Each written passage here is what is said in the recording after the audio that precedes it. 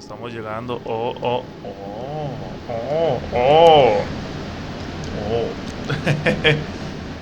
¿Se escucha el aire? A Sí, ver. sí, ya se escucha. Ya hay un audio ahí.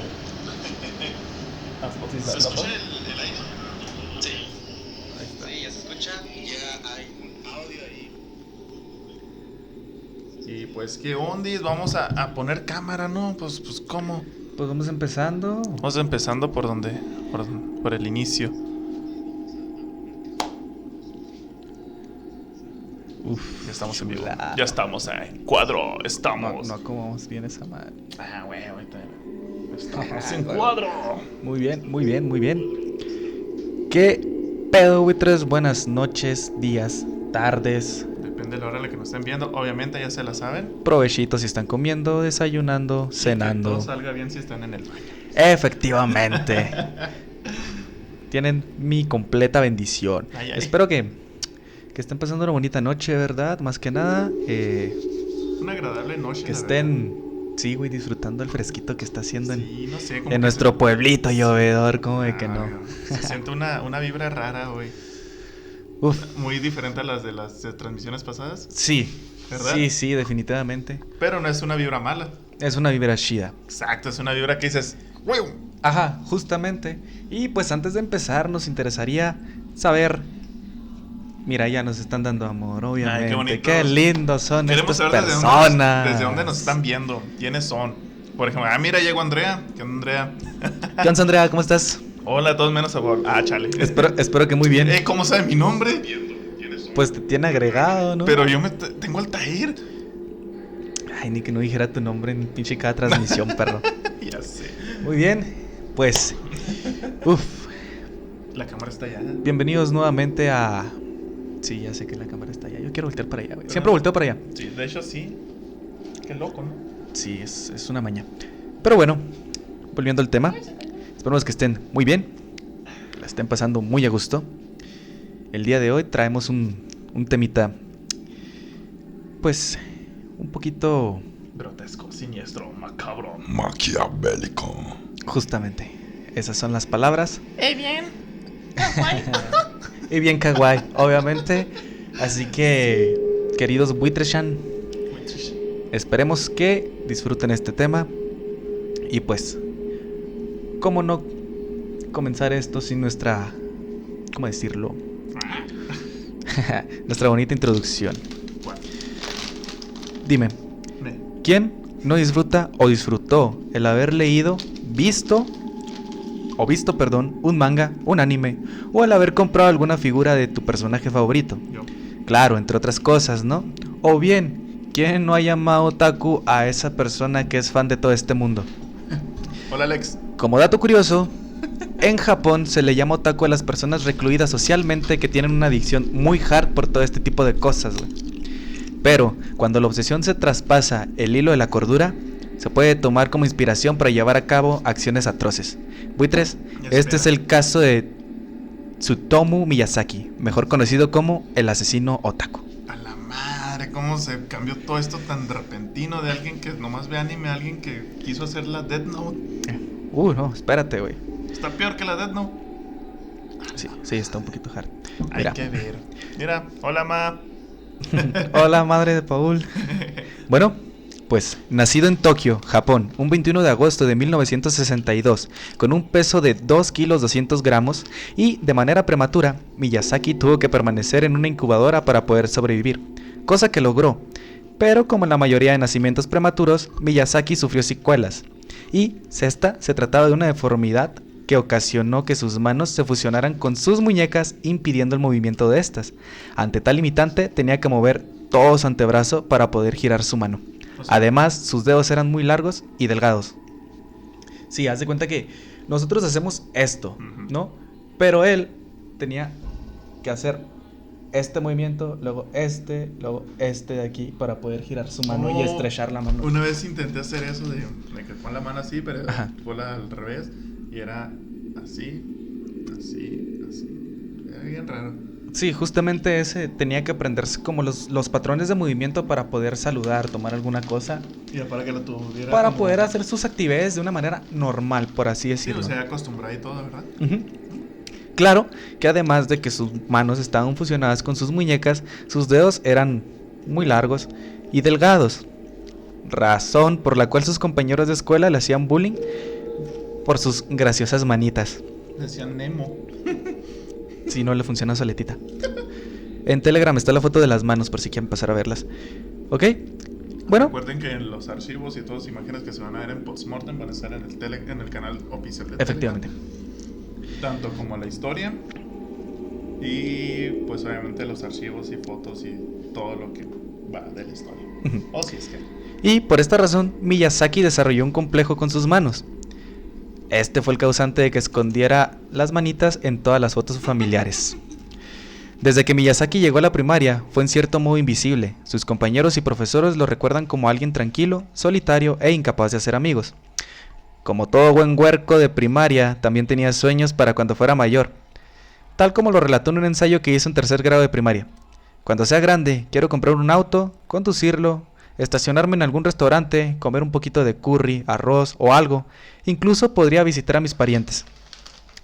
Pero la triste verdad es que muchas veces terminó culpando sus deformes manos al no lograr sus metas, por lo que se sentía frustrado. Para la fortuna de Miyazaki encontró un refugio en los cómics y mangas que leía hasta altas horas de la noche. Algo que se debe reconocer de Miyazaki es que era un niño muy inteligente. Encerrado en su propia burbuja, estudió duro y llegó a alcanzar la puntuación más alta entre los alumnos que aplicaron el examen de ingreso a la Medai Mekano High School. Básicamente como cualquier otaku es muy nerd. No. Bueno, la mayoría de otakus que conozco sí son nerds, son... En su mayoría, o dibujan chido. Sí, son muy Es metidos algo que en ese aspecto. Ajá. Y son, digamos, Ok.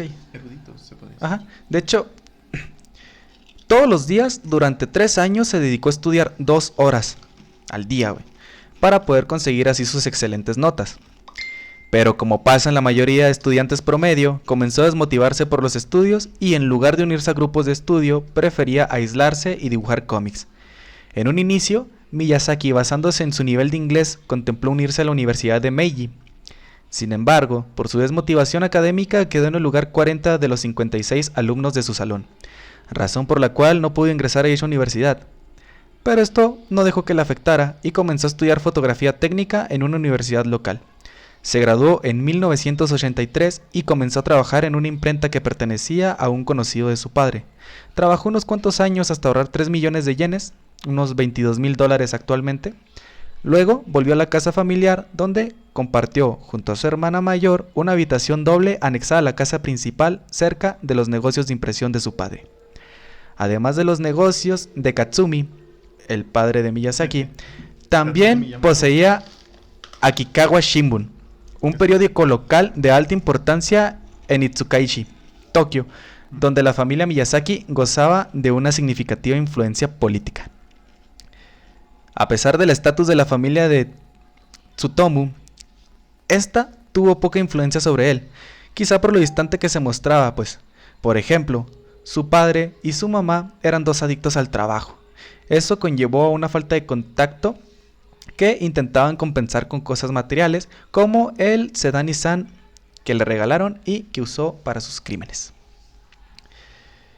Dice, si hubiese tratado de hablar con mis padres acerca de mis problemas, ellos me habrían ignorado, dijo Tsumoto tras la captura, agregando que incluso llegó a pensar en el suicidio. Setsuko y Haruko, las 2 hermanas menores de Tsumoto, lo encontraban repulsivo.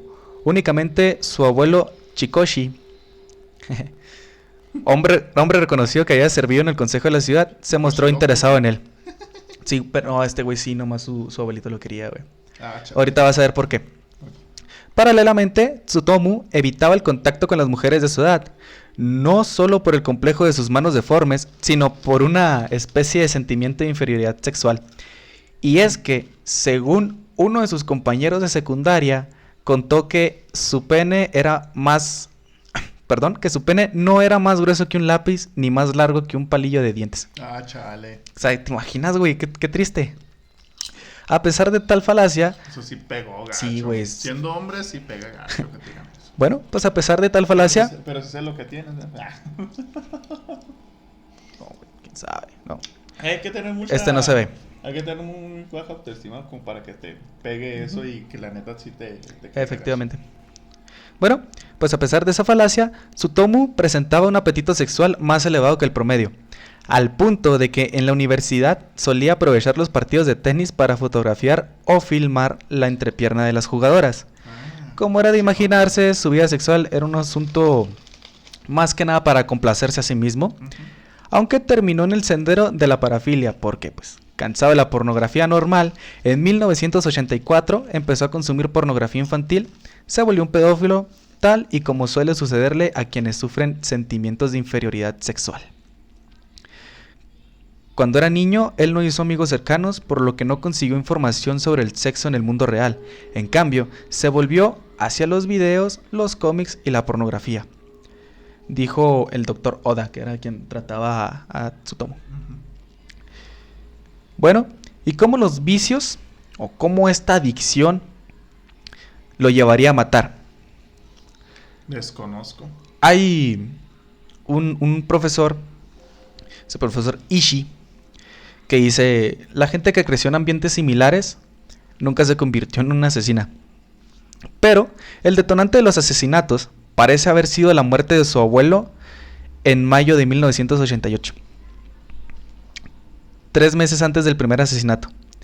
Su abuelo era el único vínculo humano cálido que tenía él en su vida, y su muerte marcó una ruptura con la sociedad, significando un episodio tan doloroso en su vida que, tras la cremación de su abuelo, ingirió parte de sus cenizas para encarnarlo en alguna forma. La muerte del abuelo también alejó a Tsutomu de su familia, con lo que ya venía mostrándose agresivo. Por ejemplo, una vez su hermana, la más pequeña, lo atrapó espiándola mientras se bañaba. Esta, obviamente, indignada, le gritó, pero él se enojó, entró al baño, la agarró del cabello y la golpeó contra la bañera. Tiempo después, su madre se dio cuenta, le llamó la atención y le dijo que debería pasar más tiempo trabajando y menos tiempo con esos videos. También le dio en su madre. Sí, también la agarró a golpes. Sí, la agarró a golpes, güey. En el fondo, Tsutomu se sentía desamparado, por lo que tras salir a la luz sus crímenes, él dijo, me sentía solo y cada vez que veía a una niña jugando sola era casi como verme a mí mismo. Bien, pues entre 1988 y 1989, Tsutomu mutiló y mató a 4 niñas de 4 a 7 años. Este era el rango de edad en el que lo agarraba. Después abusó sexualmente de sus cadáveres y con su tercera y cuarta víctima devoró partes de los cuerpos. Durante el día, Miyazaki era un hombre tranquilo y un empleado afable y obediente. Pero ese mismo otaku decente y aparentemente inofensivo fue el monstruo que seleccionó más o menos de forma al azar a 4 inocentes niñas, siendo incluso tan cruel que, con el mismo cinismo burlón con que Albert Fish envió una carta a la madre de una de sus víctimas. Luego te cuento de él. Mandó cartas a las familias de las víctimas describiendo la mórbida y detallosamente lo que hizo en cada caso. Poco después de las 3 de la tarde del 22 de agosto de 1988, la pequeña Mari Kono, de 4 años de edad, salió de su casa ubicada en el complejo de apartamentos Iruma, en Saitama. Pues ella supuestamente iba a jugar con una amiguita, pero ya eran las 6:23 de la tarde. No regresaba, por lo que su padre, el arquitecto Shigeo Kono, llamó a la policía para notificar su desaparición, sin saber que, mientras alguien atendía su llamada, su hija estaba siendo estrangulada a más o menos 50 kilómetros de donde se encontraba, en medio del silencio y cómplice de los árboles. Volviendo en el tiempo, Mari estaba caminando en medio del complejo de apartamentos a inicios de la tarde, cuando de pronto un Nissan se detuvo cerca, el vidrio del conductor se bajó y un hombre joven de mirada apacible le preguntó, ¿no te gustaría ir a un lugar más fresco? Hacía sol, así que Mari asintió con la cabeza, se sentó junto con el desconocido. obviamente desde su gran inocencia. Mari jugaba alegremente con los botones de la radio del coche, mientras Miyazaki avanzaba hacia Hashioji, al oeste de Tokio, justo antes de llegar al puente Musashino. Miyazaki giró a la derecha en dirección a Itsukaichi, el pueblito natal de él. Había transcurrido más o menos una hora cuando Miyazaki se detuvo en un estrecho camino tierroso en medio de los bosques que rodeaban la central Shintama, un complejo de adusta apariencia que se alzaba en medio de la vegetación cual si fuera una inmensa y profética lápida. El hombre y la niña se bajaron del coche y caminaron hasta donde comenzaba el camino a Komine, un sendero montañoso rodeado de árboles en Hinoki y Sugi. Las cigarras saltaban por uno y por otro lado, el ruido de las palomas se escuchaba en medio de aquel bosquecito, también acompañado de un calor sofocante, y en este punto cualquier criatura había corrido o llorado, pero el corazón de Mari era tan puro, tan inocente, que siguió caminando con el monstruo hasta que después de unos 20 o 30 minutos ambos se sentaron en el borde de un desolado sendero. Mari estaba cansada y algo perturbada, de modo que empezó a llorar, güey, o sea, así, los llantitos que te hacen los morrillos. Ella se encontraba desesperada. Miyazaki entró en pánico y empezó a preguntarse qué pasaba si la niña gritaba y alguien venía, güey. Obviamente, para prevenir eso, decidió que era mejor matarla de una vez. Así que el monstruo colocó las manos en el cuello de la niña, mientras el rostro de esta solo hacía una mueca de pánico, antes de que se congelara para siempre. Moría la niña y nacía el asesino de 26 años, quien ahora tomaba el cuerpo inerte de la pequeña, lo desnudaba, lo acariciaba, e incapaz de sentir remordimiento o algún pesar, finalmente tomó las prendas de vestir de la niña, la dejó en posición de reposo y regresó a su coche. Después de su desaparición, la policía advirtió con altavoces a los padres sobre el peligro de no mantener vigilados en todo momento a sus hijos pequeños. A pesar de que fue etiquetado oficialmente como un caso de desaparición, desde el principio la policía inició la investigación como si se tratara de un asesinato. La búsqueda infructuosa de Mari Kono finalmente disminuyó, como pasa en la mayoría de los casos. Después de 4 semanas, pero apenas transcurridas unas 2 semanas desde el decline en la búsqueda, Miyazaki volvió a cobrarse una vida inocente la tarde del 3 de octubre de 1988, cuando vio a la niñita Masami Yoshizawa, de 7 años, caminando al borde de una carretera ubicada en la prefectura de Saitama. Entonces la convenció de subir al coche y se dirigió a las colinas de Komine Pass, donde cometió su primer asesinato. Allí, viendo que no hubiera ningún testigo y en un momento en que la niña estaba desprevenida, el asesino le apretó el cuello, la desnudó una vez muerta y abusó sexualmente del cadáver. Sin embargo, se llevó un gran susto al ver que el cuerpecito de la niña, aparentemente inerte, se estremeció. En ese momento no pudo seguir y aterrado corrió al coche y se marchó antes de que el sol cayese, dejando el cadáver de Masami a una distancia aproximada de apenas 100 metros de donde estaba el cadáver de Mari. Tras reportarse de la desaparición, grupos de búsqueda locales se repartieron por toda la zona, y pronto la cara de Masami apareció en los cientos de carteles emitidos por la policía, que terminaría entrevistando a unos 2.300 residentes locales. Otra vez, no se encontraron pistas sobre el paradero de la víctima. El 12 de diciembre de ese mismo año, el asesinato de una niña de 4 años de edad originada de Kawagoe haría la diferencia y pondría a Tsumoto en peligro de ser capturado, en gran parte porque el cadáver aparecía poco después del asesinato y eso desataría una enorme cacería policial bajo la sospecha de que también Mari y Misami habían caído por la misma causa. Y es que Miyazaki nunca había mostrado mucho aprecio por la vida.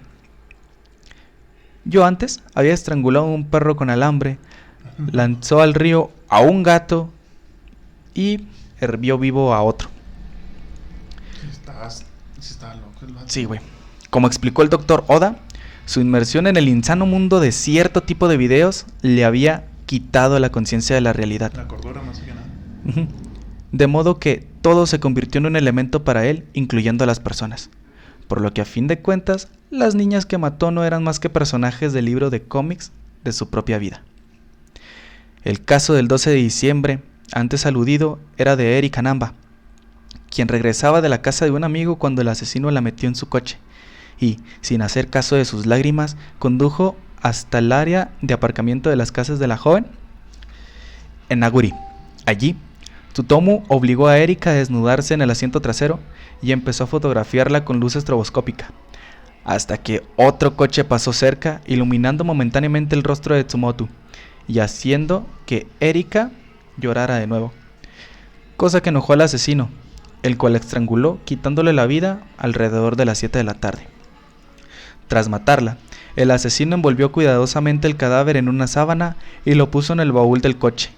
Se deshizo de la ropa de la víctima dejándola en el bosque cerca de la zona de estacionamiento y dejó el cadáver con las manos y los pies atados a unos 50 kilómetros de la casa en donde alguna vez fue una niña alegre y llena de vida. Al día siguiente, el cadáver de Erika fue encontrado y 500 policías exploraron el bosque en busca de más pistas, pero no encontraron nada. Sin embargo, ya estaba claro que todas las chicas eran de la prefectura de Saitama y todos los cadáveres estaban cercanos entre sí, por lo cual, como dijo un periodista, tan pronto encontraron el cuerpo de la tercera chica, empezaron a tratar el asunto como un caso de asesinato en serie. Las anteriores no eran las únicas pistas raras, ya que la policía encontró que las familias de las víctimas tenían algo en común. Todas habían sido molestadas por llamadas telefónicas inusuales, en que el teléfono sonaba, pero la persona al otro lado de la línea no decía nada, siendo incapaz de timbrar por unos 20 minutos hasta que se le contestara, solo para comunicar ese incómodo silencio. Asimismo, tanto los Namba como los Kono habían recibido tarjetas postales con alusiones a sus niñas muertas. Debido a la histeria popular desatada tras la muerte de Erika, Tsutomu no volvió a matar hasta el siguiente verano.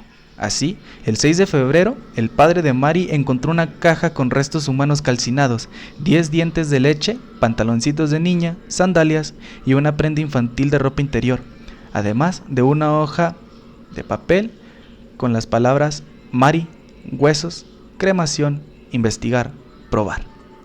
El siniestro envío desató una serie de investigaciones, alboroto social y alarma mediática, pero en ese marco de acontecimientos se dudaba de que los restos fueran de Mari, por lo que el asesino, en un gesto desmedido de megalomanía, envió una confesión escrita de 3 páginas el 11 de febrero.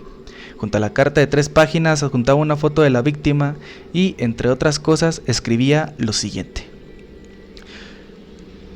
puse la caja de cartón con los restos de Mari delante de su casa. Hice todo, desde el inicio del incidente Mari hasta el final. Vi la conferencia de prensa de la policía, donde dijeron que los restos no eran Mari. Ante las cámaras, su madre dijo que el informe le dio nuevas esperanzas de que Mari aún podría estar viva. Supe entonces que tenía que escribir esta confesión para que la madre de Mari no siguiera esperando en vano. Lo repito, los restos son de Mari. La carta estaba firmada por un tal Yoko Imada, nombre evidentemente ficticio que había sido elegido porque hacía juego de palabras con "ahora te diré" en japonés. La confesión causó gran alboroto. Peritos en caligrafía examinaron la nota de confesión, pero no pudieron establecer el sexo del autor. Más de 500,000 de folletos que citaban la confesión fueron entregados por la policía en hogares de las zonas donde vivieron las víctimas. La policía posteriormente identificó que la cámara con que se tomó la foto adjuntada era una mamilla de 6x7 pulgaditas y que el tipo de letra de las postales estaba hecha con fotocomposición. El 11 de marzo de 1989 se efectuó el funeral de Mari con los restos devueltos por el asesino, pero cuando los Kono volvían del funeral encontraron otra carta del tal Yuko Imada en la que notificaba a manera de una especie de crónica forense los cambios que fue sufriendo el cadáver de Mari. Pero, ¿por qué Miyazaki hacía todas esas cosas? Quería llamar la atención y vengarse. ¿Acaso había un sentido social en todo esto? Según el profesor Akira Ichi, nada de eso tiene un significado social. Para él era como jugar un videojuego. además del punto de causar una sensación, no estaba tratando de obtener el reconocimiento de la sociedad. Tenía una sociedad en su mente, de la cual él era el núcleo. En verano de 1989, la inquietud de Tsutomu había crecido, y él trabajaba menos y pasaba más tiempo editando sus cintas de video. En el primer día de junio, vio a las niñas jugando cerca de la escuela primaria Akishima, y convenció a una de ellas para fotografiarle las bragas. Cuando empezó a fotografiarla, algunos vecinos lo vieron y lo persiguieron, pero él escapó. Sin embargo, 5 días después volvería con mucha más fuerza. El 6 de junio, en un parque de Ariake, cerca de la bahía de Tokio, Miyazaki se encontró con la niña Ayako Nomoto, de 5 años. La niña jugaba sola y el monstruo se acercó y la convenció de dejarse fotografiar, a lo que ella accedió, tomándole muchas fotos de forma tal que ella se acostumbrase, se divirtiese, agarrara confianza, y entonces finalmente le dijo para tomarle más fotos en el interior de su coche, y la inocente niña aceptó. El asesino estacionó el coche a unos 800 metros y le entregó a la niña un palo de goma. Pero esta, al ver las manos deformes de Miyazaki, lanzó un comentario que al asesino le pareció ofensivo, güey. Lleno de ira, ¿No Miyazaki... ¿El comentario que hizo? No. ¿O que le habrá dicho? ¿Tú qué crees? No sé, güey, que se parecían a las manos de un perezoso. ¿Tiranosaurio? No, es que... güey, o sea... Las manos, ¿se cuenta? Están súper delgaditas, güey. Están delgaditas. Y los dedos están muy, muy largos. Está la foto en Telegram. Ah, entonces sí, como perezoso. Sí, haz de cuenta como unas manitas de perezoso. Bueno, pues lleno de ira, Miyazaki se puso unos guantes de vinilo, exclamó: "Esto es lo que sucede con los niños que dicen cosas así". La agarró por el cuello, la estranguló y, habiéndola matado, la pateó y volvió a patear el cadáver por unos 4 o 5 minutos, tras los cuales se calmó, envolvió el cuerpecito en una sábana, lo puso después en la cajuela de su carro. Esta vez, el enfermo no se deshizo del cadáver, sino que alquiló una cámara y se llevó el cuerpo a su apartamento, donde esperó 2 horas, lo puso en una mesa, lo abrió de piernas para destacar la vagina y comenzó a tomar fotografías y a filmar mientras se masturbaba. Luego de saciarse, ató las manos y pies del cadáver con un nylon. Esta vez tomó el cuerpo a casa, comparada en una tienda de video en Kenji. Alquiló una cámara. La casa estaba a oscuras cuando se estacionó al lado de Bungalow, una casita de 2 habitaciones. Esperó 2 horas, luego llevó el pequeño cadáver en el interior, donde se quitó la ropa y se limpió con una toalla. 2 días más tarde, el olor del cadáver se hizo insoportable. Miyazaki sabía que debía deshacerse de él, así que le cortó la cabeza, las manos y los pies, dejando el torso en un baño público del cementerio de Hano, tostando las manos y comiendo un poco de estas en su patio trasero, y arrojando todo el resto en una colina del bosque de Mitakeyama, a unos 230 metros de su casita.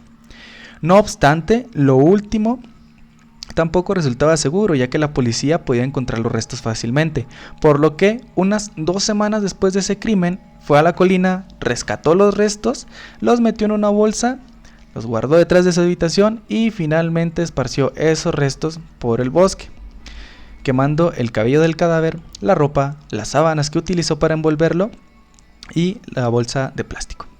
5 días más tarde, después de que la policía había distribuido 10.000 folletos con la descripción y la fotografía de Ayako Nomoto, el torso mutilado de la niña fue encontrado en el cementerio e identificado como perteneciente a ella tras los exámenes forenses. Con toda la alarma policial y la preocupación social que existía en torno al problema, Tsutomu debió desistir de sus crímenes, pero ni con eso se abstuvo de volver a la acción el domingo 23 de julio de 1989. En ese día, Tsutomu vio a 2 hermanas que jugaban cerca de un lavabo público en Hashioshi, tras lo cual detuvo su coche, se bajó. "Quédate aquí", dijo a la hermanita mayor, a su hermanita más pequeña. Después salió corriendo a la casa de su papá, quien inmediatamente corrió hacia el lugar de los hechos solo para encontrar a su hija menor desnuda junto a un desconocido que le estaba fotografiando la vagina. Furioso y obviamente como haría todo buen padre, agarró a Miyazaki, lo tiró al suelo, pero este se apartó y salió corriendo hacia la orilla pantanosa del río, sobre la que corrió hasta volver a su coche. Pero ahí estaban esperándolo algunos policías que lo detuvieron bajo el cargo de obligar a una menor a cometer actos indecentes. Tras capturarlo, la policía creía haber encontrado por fin a su asesino en serie. 17 días más tarde, Miyazaki confesó haber asesinado a Ayako Nomoto, cuyo cráneo fue hallado al día siguiente en las colinas de Okutama. También confesó el asesinato de Eri Kanamba y el de Mari Kono, de las cuales los videoclips fueron encontrados entre las 6.000 cintas en la habitación de Miyazaki. Posteriormente, el 6 de septiembre se encontraron los restos de Masami Yoshizawa en los bosques cerca de Komine Pass, en Itsukaishi. 1989, Tsutomu Miyazaki fue declarado culpable de lo que se le conoció como los crímenes del otaku. Después de la condena de su hijo, el padre de Tsutomu, que se había negado a pagar la defensa legal de su hijo por razones morales, no toleró el deshonor y, como es relativamente habitual entre los japoneses que experimentan el repudio público, se suicidó. Durante la década... Harakiri. Bueno, no como tal. O sea, este güey creo que se colgó. Bueno, pues durante la década de 1990... Tsutomu permaneció encarcelado mientras se le sometía a una serie de evaluaciones psiquiátricas, concluyéndose en 1997 por parte de un equipo de psiquiatras de la Universidad de Tokio que Miyazaki, a pesar de que sufría de trastorno de personalidad múltiple y esquizofrenia extrema, aún era consciente de la gravedad moral y de las consecuencias humanas de sus crímenes, y por ende era responsable de ellos. Poco después se le condenó a muerte en la horca. Sin embargo, estuvo en el corredor de la muerte por muchos años intentando reducir su condena a cadena perpetua. Además de que solicitó que, si lo mataban, le apliquen la inyección letal y no el ahorcamiento, pena a la cual temía profundamente. En cuanto a su vida en prisión, siguió siendo la misma que antes, leyendo mangas, cómics, bioseries, películas de anime, en la pequeña televisión que la van en su celdita, donde esperó la condena inapelable de la muerte, que fue ratificada por la Corte Suprema de Justicia el 17 de enero del año 2006 y aplicada el 17 de junio del año 2008, mes en el cual un martes, junto a 2 criminales más, Miyazaki fue ahorcado, ya que la Corte Suprema de Justicia consideró en base a los análisis psiquiátricos que el asesino no tenía ningún trastorno mental cuya naturaleza lo pudiese librar de la responsabilidad penal. Y pues, esto fue parte de lo que se le conoce como el asesino otaku. Algunos le dicen Drácula o el asesino de la niña pequeña. ¿Por qué Drácula? Desconozco por qué Drácula, ¿ve? Como que se les ocurrió el simple hecho de que se aparecía de... Bueno, se llevaba a los bosques y... Así es. Y lo que no se hace mucho, ¿hace cuántos? No, fue en el 80, entre el 88 y el 89 fue cuando estuvo... Haciendo todo eso. Sí, luego en 2006 ya fue cuando eligieron, no, güey, sí te vamos a dar la... ¿Siempre así? Sí, no, siempre sí te vamos a ahorcar, cabrón. ¿Pero por qué? Y en 2008 fue cuando lo ejecutaron. O sea, en 2006 estaban como que viendo... Le avisaron ya en 2008 fue cuando ahora sí. Ajá, en 2006 como que le dijeron, pasaron unos añitos, este güey dijo, yo creo que ya no me matan y a la verga, güey. En 2008 llegan. No, que no. Simón. Lo que te jutan. Joe Torres nos pone, eso lo vi en eso y lo vi en Squid Games. El juego del calamar. No más. Vanessa puso, los voy a escuchar mientras me alisto. Y le respondió, ¿pa' dónde va? Que no nos invita. Yo, ¿pa' dónde va que nos invita? Víctor. Invite. Víctor Vázquez pone, fácil hasta acá olía. No, hombre, lo hubieran sacado agarrado de la peluca. Acá en Parral hay un peluquero que se transforma en hombre lobo. no, ya sé quién es, güey. Te a la verga. El barber ¿Quién? Un camarada. Ah, ok. Hombre, me hubiera agarrado de peluca. Vamos, pichivic. Simón, pinche saludote para Iván. Para toda la bandera de locos que se la mantiene en la barbería. Ahí viven, ¿no? ¿Qué? Casi. No, casi, güey. Puras cosas destructivas pasan ahí. ¿Dónde pues- te cortaste el cabello, no? Ujú. Que no te querías venir de ahí. Sí, güey. Ay, Se la no. pasa ahí en chido ahí uno. Hombre, está canijo este vato, El Miyazaki. el Miyazaki. Sutomu Sakamoto. Miyazaki. Tiene nombre de anime. Es que, haz de cuenta que ese güey agarró como... Hay una imagen que subí a Telegram. Para los que están en el grupo de Telegram. Hay una imagen del vato. O sea, hay 3 imágenes. Uno de la horca. Uno donde está el... Nomás se ven las manitas de este güey. Otra donde se ve él completo. Y las 4 niñas que mató.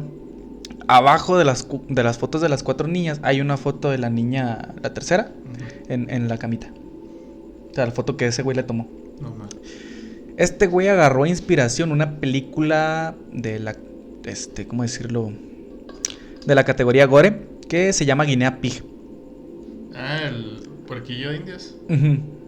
Creo que sí. Esa película fue la que inspiró a este güey a hacer todo lo que hizo con las últimas 2 víctimas. Aparte de que lo bulleaban y todo el pedo, o sea. Sí, sí, pues es que también. De hecho, sus hermanas, creo que no lo comenté, pero... Ah, no, sí lo comenté. Sí, sus hermanas lo repudiaban porque este güey las espiaba. Sí, sí, pues. Estaba muy retorcido. Y luego o sea, por estar viendo esas vainas.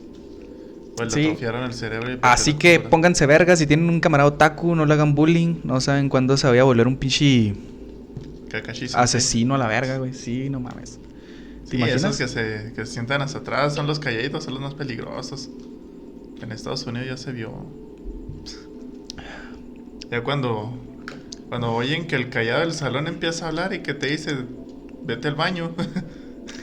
Ay, ya sabes que valió verga el Sí, asunto, güey. tú vete al baño. Aunque no haya hablado y digas que es raro otaku, tú Sí, vete al baño. pero si te fijas, este güey no tiene Ya en no sí el mismo perfil de los que anteriormente hemos hablado, güey.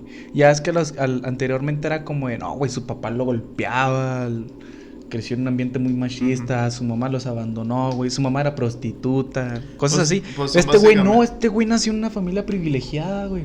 O sea, el único detalle de este cabrón fue que nació deforme. Y le tumbó el autoestima. Fue el único detonante, güey. Nació deforme, sus compañeritos le hacían bullying. Ujú. Ahí viene el Manitas, el Manotas, güey, el Nemo, El Flash. el Flash. No mames, o sea, sí, se pasan de verga. Es El que los dedo. niños en China son muy ¿Cómo culeros, te güey. llamas? Me dicen dedote. A ver, culero, aplaude. A 2 manos. Mira, güey, a que no puedes hacer esto. O sea, güey. Eran súper culeros. Dice la Andrea, ya no molestaré al Tair mejor. Ah, chale, yo no soy otaku. Maldita furra. Bueno, pues, ahí no se molesten entre los dos. Porque luego hablaremos de una furra que mató a un probable otaku. Ay, ay. Joven nos pone, suena de fondo Pump It Up Kicks. Sí. Sí, sí, pero no. Sí, no, güey. Ni lo mande Dios. Pump It Up Kicks, este loco. Bueno, pues el punto aquí, eso es todo por la parte del caso de Tsutomu Miyazaki. Bañes Qué- otaku, dice. Qué raro, güey. Qué raro que... Sí. Sí, Es el primer cabrón del que leo que nace en una familia privilegiada. Y es un asesino serial. Ajá, y eso, una asesina sería. Pero hay más. Y estaremos hablando de ellos en un futuro. Sí, pero este fue el primero que me topé. Hay otro cabrón que... Ah, no, bueno, a este güey se le considera el peor asesino de Japón. ¿Por qué? Pues por el hecho de que eran niñas, güey. Ah, Este cabrón... ok. Es que ¿Cómo te dijiste- enseñas tú con una niña, Es que güey? dijiste, hay otro y... No, es el otro güey era de Estados Unidos. Mm. También era negro, por si tenían el pendiente, culeros. Valiente. Entonces, sí. ¿Y qué sí? Pues, sinceramente, esto es es todo lo que se pudo encontrar. Son todo lo que 43 se minutos, pudo por lo general encontrar. duran una hora estos capítulos de Potsmortem. Sí, es que regularmente estamos jugando, ahora estuviste muy serio, güey. Como que ahora sí está, verga, espérate, este tema sí está. Es que hoy sí estuve concentrado, ya es... Hoy, no sé, algo en mí, mi mente se despejó y es como de que... Todos sabemos qué es. Sí, la vez pasada, o las veces pasadas que estaba con esos tipo de cosas, y era como de que tengo que hacer algo para distraerme, y era cuando hacía mis bromas y todas esas cosas, y hoy sí estuve concentrado, y fíjate que me siento orgulloso de eso. Muy bien. Y por parte Esperemos tuya que así también. sigamos todos. Esperemos y sí. Pues, ¿qué les pareció? Pueden decirlo en los comentarios. La neta estuvo muy culero, estuvo chido, estuvo entretenido, no estuvo entretenido. Se acepta todo. Te mamaste, pinche tema feo. A final de cuentas ya lo dije, ¿verdad? O sea, me viene valiendo un poquito de madre, pero... Igual como tiene nuestros contactos, digamos, oficiales. Personales. Personales. Iba a decir privados. Oficiales, básicamente. Tienen nuestros contactos, ya sea en WhatsApp o Messenger, nos pueden mandar mensaje de que, oye, me parece tal cosa, sugerencias, todo eso. O si tienen algún tema de que, me gustaría que hablaran de este vato o tal cosa, pues mándenlo y así mero. Igual, mañana tenemos Moléxicas, no se les olvide. Tenemos Moléxicas, igual ahí pueden autoinvitarse ustedes mismos. Simón, aquí nos ponemos una pedota, platicamos y decimos cosas estúpidas, como tiene que acostumbrarse a hacer en un buen pinche domingo. Fin de semana, tiempo de desestresarse y de olvidarnos del jale. Sí, a huevo. Aunque algunos trabajan en sábados y domingos, pero pues salen Como temprano. nuestro caso. Sí. Pero el domingo salimos temprano. Lo chido. Una ventaja relativamente muy buena. Uh-huh. Pero bueno, la última palabra la tienen ustedes. Son los que dan los respectivos me gusta, los que comparten la página, los que comparten el live, las historias de este humilde prieto pendejo. Y yo. Y su acompañante prieto. Y pues los que están brindando el apoyo. Que gracias a ustedes Pues esto... pasamos los 100 y estamos... Sí. Como que siguiendo con esto un poquito más motivados, ¿no? Sí, hay algo... Como que decimos, verga, pues si les gusta, güey, vamos a hacerlo, Sí. ¿no? Pues... Y es lo chido, fíjate, porque al inicio pues empezamos como con nervios de que... o sea, la neta se veía bien pedorro el cómo se veía la imagen, el cómo que intentaba hacer. Ajá. Se veía bien pedorro, la neta, y no me gustaba, pero pues ahí está. Porque ya es lo que dicen que hay gente que prefiere calidad que cantidad. Sí, sí. Pero hay una métrica de que si quieres calidad, tienes que tener cantidad. Porque no vas a empezar con calidad. Porque un ejemplo, y eso lo vi ahorita, digamos que eres fotógrafo y no tienes experiencia. Ajá. Vas a estar tomando varias fotos y agarrando experiencia y vas a tener más calidad. Por ende, entre más cantidad tengas, más calidad vas a ir incrementando, más experiencia vas a ir aprendiendo y más cosas vas a ir aprendiendo y todo eso. Y es algo que nos está pasando a nosotros. Cuando empezamos teníamos el plano todo feo. Ajá. Fueron 2-3 episodios que dije, vamos a intentar algo. Ajá. Vamos a intentar algo nuevo. No, pues que 3 cámaras. Hubo lag, hubo micrófonos cruzados, se oía gacho. Bueno, vamos a intentar otra cosa. Vimos que 2 micrófonos son suficientes para 3 personas. Uh-huh. Porque básicamente capta tanto mi todo, audio. güey. O sea, aquí todo... Sí. Aprendimos a ajustar el tono de las luces. Si se fijan, ya es más diferente a cuando empezamos acá, todo pedorro. Ya no nos vemos pixelados. Exacto, ya aprendí a usar un teléfono como webcam, cosa que nunca había hecho. O lo había hecho, pero con Wi-Fi. Ya le enseñé. Con Wi-Fi había lag, había que se queda trabada la imagen. En este caso ya es directamente con cable y ya es de la calidad que está dando con la cámara frontal. Así es. Y pues esta es la se que puede mejorar, obviamente, sí, que se puede mejorar. Obviamente. Y mejorará pues después, en un ratillo más, ¿no? Y esta es la que sea con la webcam de la cámara de la compu.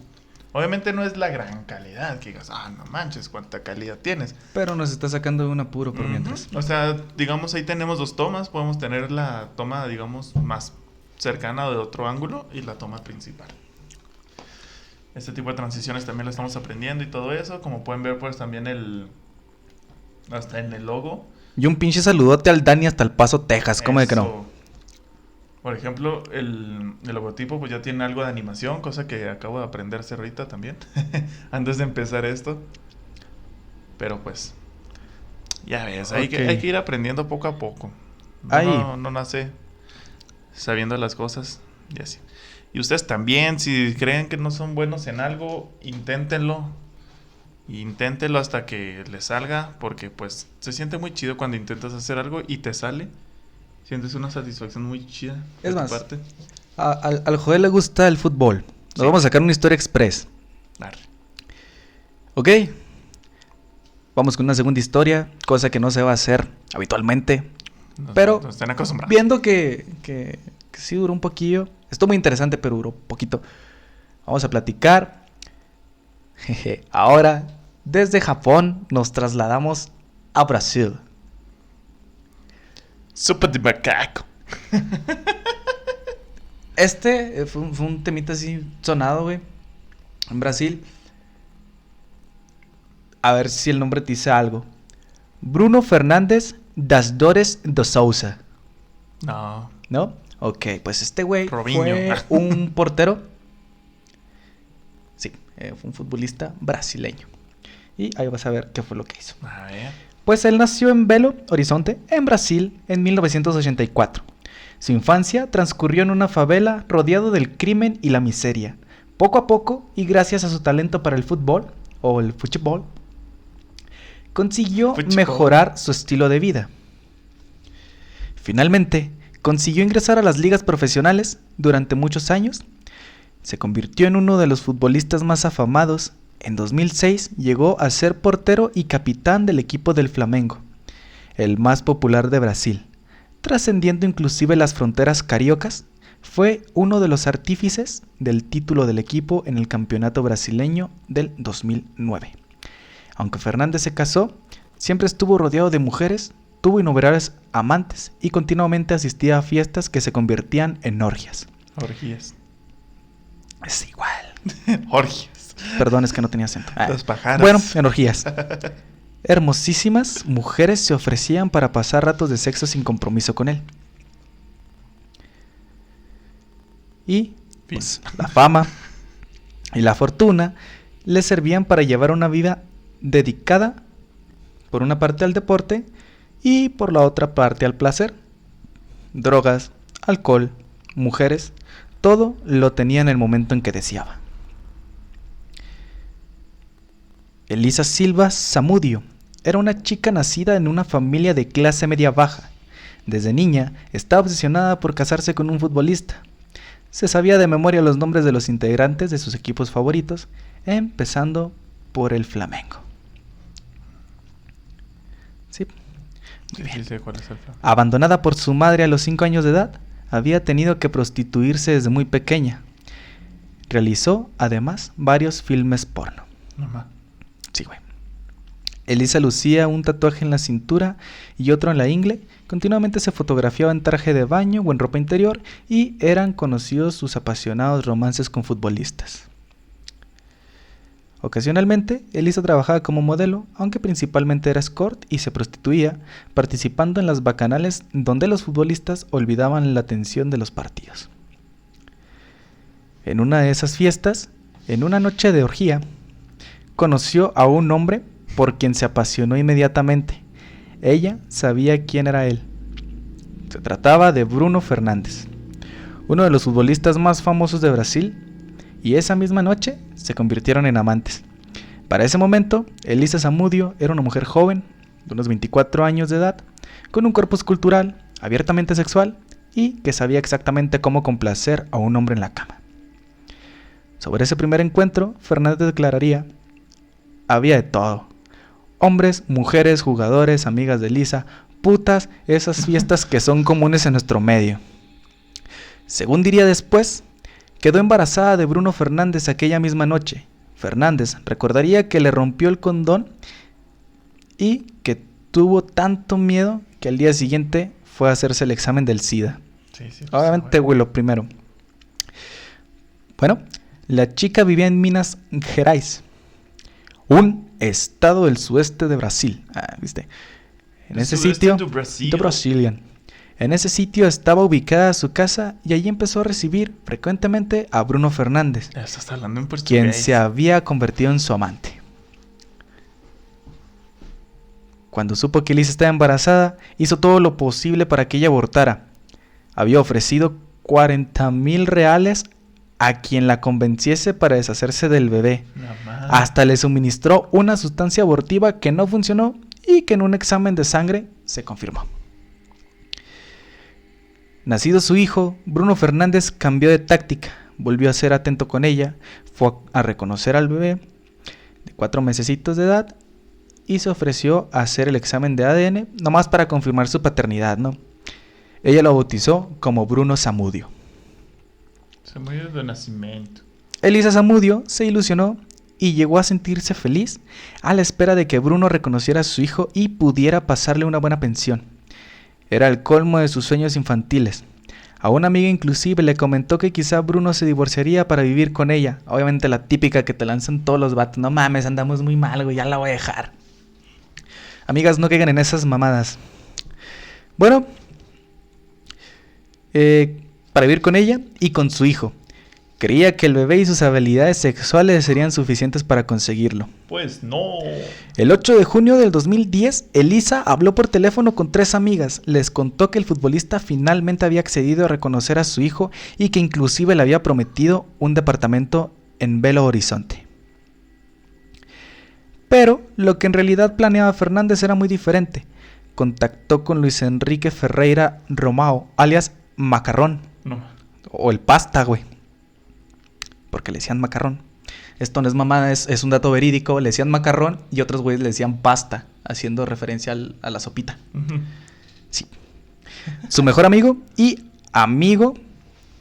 también mano derecha le pidió que lo ayudara a secuestrar a Zamudio. No más. Ese mismo día, Macarrón fue a recoger a Elisa Zamudio y a su bebé, engañada con la promesa de que el futbolista iba a hablar con ella para darle el departamento y la pensión alimenticia. Lo acompañaba un adolescente. Era Sergio, el primo de Bruno Fernández, quien se escondió en la cajuela del automóvil con una pistola y cuando el vehículo estaba en movimiento saltó al asiento trasero y le apuntó a la modelo diciéndole: "Perdiste, Elisa". La chica se enojó y furiosa se fue encima del joven y consiguió quitarle el arma. ¡A la verga! Le apuntó y jaló el gatillo, pero la pistola estaba descargada. O sea, güey, fue... Nomás para asustar. Ajá, como nomás para meterle un caguecillo, güey. Un caguiño. Caguiño. Sí, Sergio le arrebató la pistola y, enojado y atemorizado por la amenaza a su vida, la golpeó en la cabeza varias veces. Tras los culatazos, la chica aún estaba viva, pero desmayada. Macarrón siguió conduciendo hasta que llegaron ya de madrugada a una de las residencias de Bruno Fernández en las afueras de Belo Horizonte. El futbolista estaba allí, esperándolos. Bruno fue muy tajante, se dirigió a su primo Sergio y a Macarrón. Les dijo: "Ustedes deben resolver este problema, yo no quiero tener problemas y no quiero saber nada del asunto, güey. Este pedo ya... Sé que yo les dije que vinieran, güey, que la secuestraran, pero al chile no les dije que le metieran una chinga, culero. O sea, a ver cómo se la sacan, güey, ¿no? Yo ya no me meto ahí. Sí, a mí ya me vale madre si los arrestan, güey. Pues Fernández volvió a Río de Janeiro el mismo día. En su casa quemó una maleta con pertenencias de Zamudio y tras eso se fue a tomar unas cervezas, a huevo. Mientras que Macarrón y Sergio discutían cómo solucionar la situación, llegaron a la conclusión de que no podían soltar a la chica porque el problema sería mucho mayor. Bruno Fernández les pagó 3,000 reales, que son alrededor de $1,700, para que asesinaran a Elisa Zamudio y se deshicieran del cadáver. Ahora sí ya es pedo del Sergio. Esa misma noche, Macarrón y Sergio llevaron a Zamudio y a su hijo a otra casa en Belo Horizonte, donde fueron recibidos por un hombre negro alto y delgado. Según diría Sergio, era un ex policía llamado Marcos Aparecido dos Santos, Marcos, alias el Nenem, quien se dedicaba a ejecutar personas a cambio de una tarifa. También se deshacía de los cadáveres. Casa recompensas. Justo. El Nenem agarró a la joven, la golpeó, le ató las manos con una cuerda y la amarró a una silla. Comenzaron entonces a intimidar a la chica entre Nenem, Sergio y Macarrón. Le dieron una brutal golpiza y tras amenazarla de muerte, Sergio obligó a Zamudio a llamar a una de sus amigas para que le dijera que todo estaba bien. No lo sabía, pero esa sería la última llamada de su vida. Después la siguieron golpeando y cuando Elisa, sangrante y con el rostro lleno de contusiones, les suplicaba que ya no la golpearan más, decidieron terminar con ella. Nenem fue quien la estranguló, luego le pidió a Macarrón y a Sergio, que sostenía al hijo, güey, Sergio tenía al niño en los brazos, que salieran de la sala donde estaban, Nené invirtió un ratillo, un tiempo, no sé exactamente cuántas horas, pero le metió ahí esfuerzo para poder descuartizar a Zamudio. Muy bien, después le quitó la mayor parte de la carne a los huesos. Sergio y Macarrón vieron salir a Nené de la habitación cargando una bolsa negra que contenía el cadáver descuartizado de Zamudio. Luego se dirigió hacia una perrera donde había 4 perros Rottweiler. El asesino sacó la bolsa, sacó primero una mano, la lanzó a los perros y la devoraron enseguida. Luego les dio más trozos de carne hasta que prácticamente se la terminaron. Una vez que los perros se comieron la carne del cadáver, los huesos de Lisa fueron enterrados y cubiertos con cemento en el mismo terreno donde fue asesinada. No mataron al bebé, en vez de eso se lo entregaron a Bruno Fernández, quien le pidió ayuda a su propia esposa para esconder al niño mientras pensaba en cómo deshacerse de él, dándolo en adopción o abandonándolo. Los agentes de policía fueron alertados por las amigas de Zamudio, quienes alarmaron al no volver a tener noticias suyas. Los agentes rastrearon a Sergio, el primo de Fernández. Una vez que lo localizaron, lo detuvieron para interrogarlo. El joven no resistió y confesó todo. Para entonces, Nené se había marchado y se sospechaba que había abandonado el país. Tras la declaración de Sergio, que duró más de 7 horas, la policía emitió un orden de detención temporal contra Bruno Fernández, quien tras pasar varias horas prófugo, finalmente se entregó. Y, pues, obviamente viendo que cae la cabecilla, Macarrón hizo lo mismo.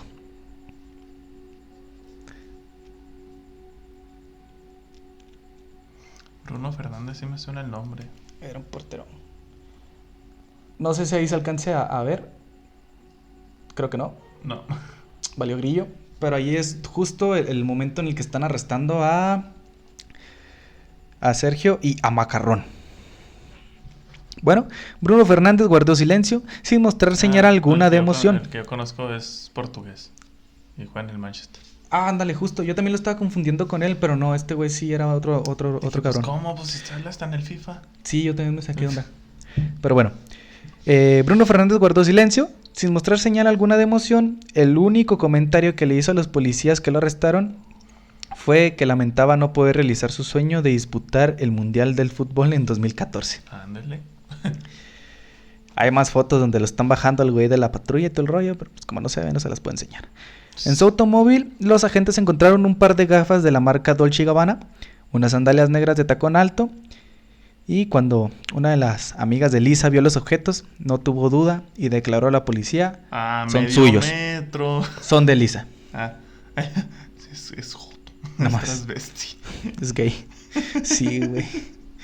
La policía recuperó al bebé en la localidad de Contagem, en la misma región, pues había sido ocultado por la esposa del futbolista en la casa de un amigo suyo, quien fue arrestado provisionalmente, pero liberado por orden judicial. El portero del Flamengo y otros 5 sospechosos fueron aislados en celas individuales del presidio de Nelson Hungría de Contagem, en Belo Horizonte, prohibiéndoles las visitas durante 30 días, supuestamente para preservar su integridad física y mantenerlos incomunicados, pudiendo únicamente recibir a sus abogados mediante autorización judicial. Los sospechosos fueron acusados de secuestro, asesinato y ocultación del cadáver de la modelo, así como el rapto de su bebé. Tras el escándalo, el club Flamengo le envió un telegrama de despido al portero Bruno Fernández, quien lo recibió en la cárcel. Enviamos el telegrama al presidio por correo porque no tenemos forma de despedirlo personalmente, explicó a un periódico el procurador general de Flamengo, quien era Rafael Di Piro. La carrera de Bruno Fernández se colapsó, de igual manera, su matrimonio entró en una crisis terrible, pero sobre todo, su caso reveló los siniestros entresijos y los macabros vericuetos que rodeaban el deporte de alto rendimiento. Aquí tenemos fotitos, más fotitos del pedigrí. ¿Qué Obviamente, güey, como todo buen mundo, pues muchos hicieron memes. Mientras que los acusados esperaban su proceso penal, alguien hizo circular por internet una imagen bien culera, güey. O sea, está graciosa, está muy culera. Donde se muestra, es un costal de croquetas con la imagen de Zamudio. O sea, pinches mierdas, güey. Hijos de la verga. Bueno, pues Bruno Fernández fue condenado por una jueza de la ciudad brasileña de Contagem a 22 años y 3 meses de prisión al ser considerado como autor intelectual de la muerte de su antiguo amante. Después de varias horas de deliberación del jurado popular, integrado por 7 personas, la jueza Marisa Fabiane Rodríguez leyó después de las 2 horas la sentencia condenatoria. El jurado, según la jueza, consideró a Bruno como una persona violenta, fría y disimulada, articulador de la trama diabólica para la muerte y desaparición del cadáver de Zamudio. Bruno quedó decepcionado, pero no lloró. Escribió en su perfil de una red social el abogado principal del portero, Lucio Adolfo, quien apeló el fallo. A su esposa la sentenciaron a 5 años de cárcel, a Macarrón lo condenaron a 15 años y del pobre Sergio ya no viene nada, güey. Creo que le dieron una chinga y lo mataron. Todo fue extraído de Monstruos Entre Nosotros. Sí, güey, cuando yo estaba leyendo también de ese tema fue de, la verga, qué hijo de puta, güey. Pero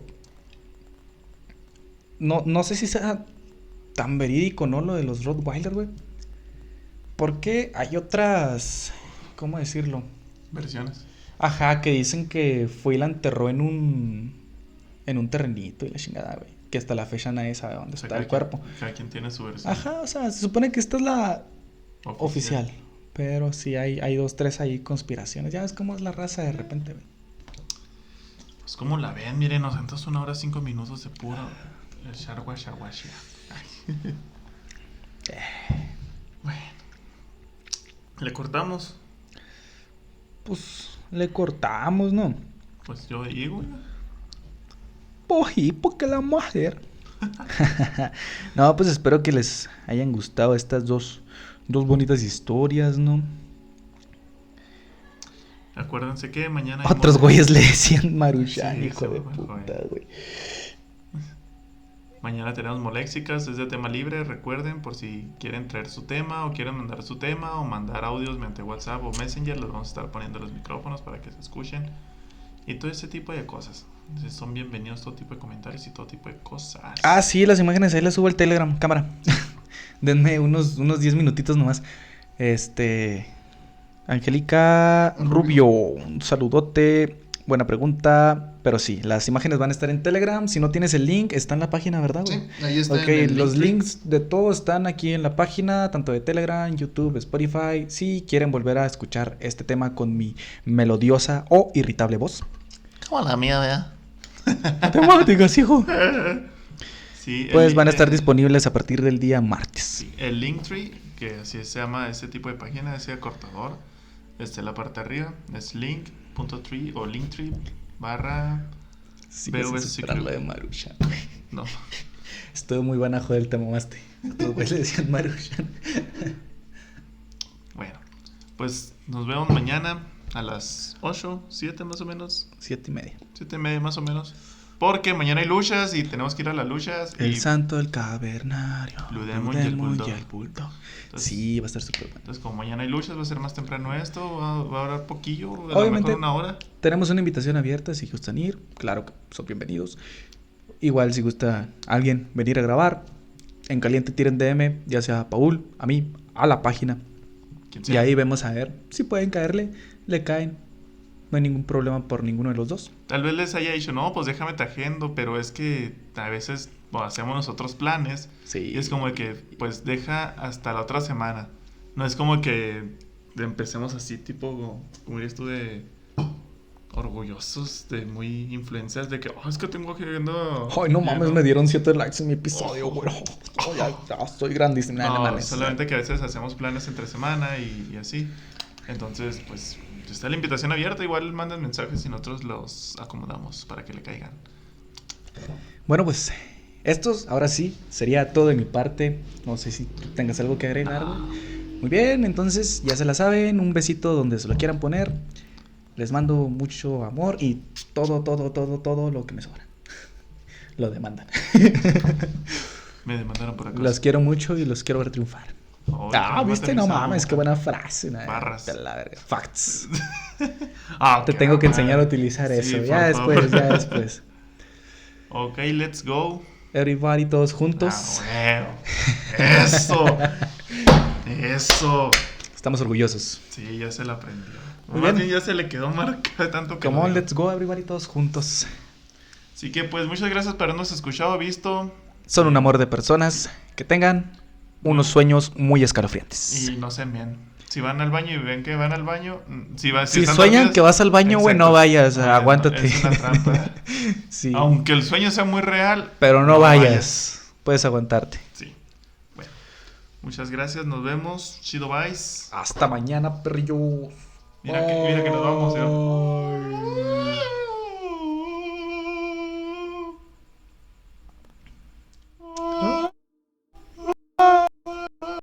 El mosquito en la noche, güey.